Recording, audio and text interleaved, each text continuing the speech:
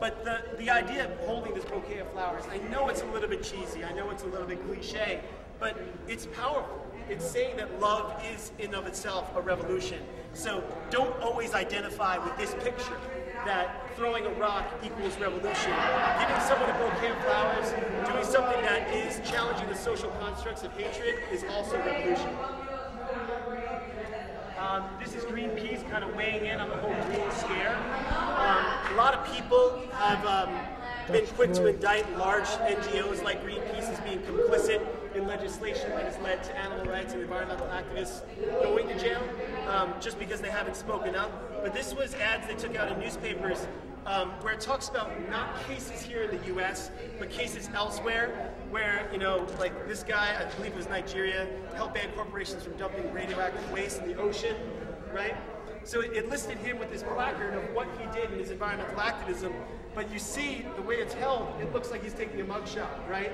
So it's their kind of subtly subversive way to say, when we run these ads here in the States, we recognize the green scare, and people should know about the green scare happening without actually getting involved with the nitty-gritty of challenging the green scare because they're worried about losing their money as an NGO.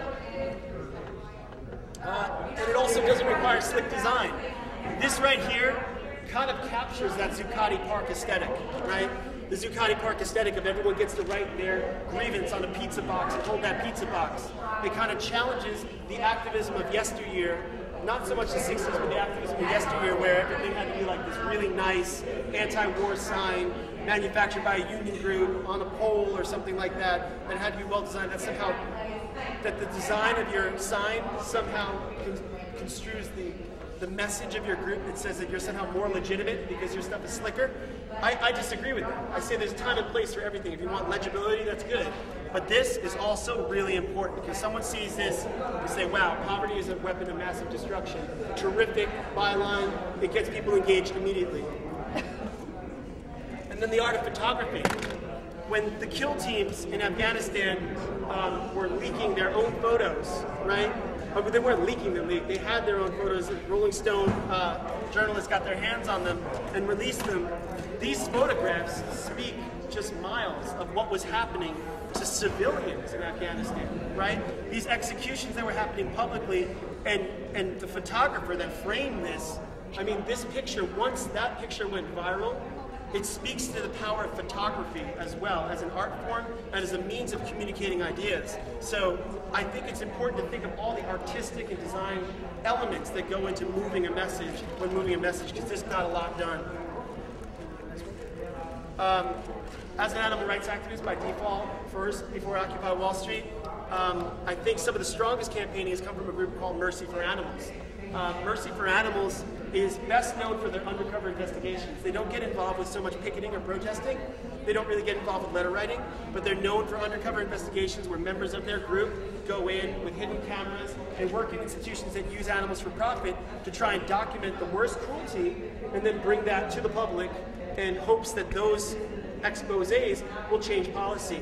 This is an example of a cow being branded, some of the pain that it goes through and having its ears docked, and this information went viral along with press releases to different media outlets. MFA has kind of fine-tuned and mastered the coupling of legitimate press releases and undercover investigations to literally fast-track information into the mainstream media outlets. Now, the reason why I highlight MFA is that MFA deals with challenging an industry that's consistently providing money to editorial outlets like The Times and elsewhere, and to think about having instant access to The Times really speaks to how they package the information and make it accessible, right? So their press releases are always spot on, their investigations are always spot on, and it kind of forces, through the way they package the information, forces the media outlets to cover it, because the media outlets don't want to cover it. Most media outlets, whether it be on this floor or that floor, they usually have their editorial departments, the large ones. I know there are some journalists here, but the large ones have the editorial departments and the advertising departments very close to one another. The reason why is that before an article goes out, they try to run it past to make sure that no advertisers will be pissed off, because they're running their outlet like it's a business, right? So in order to get this stuff in there, that means it's got to be top-notch, because you know there's lots of industries that are utilizing animals that are advertising in that rat. So it's important that we analyze what's happening with Mercy for Animals and say, if we want to be serious about the message that we pitch, whether it be Occupy, Oakland, or everyone else, that we need to figure out how we package that information and we control the narrative in the press ASAP.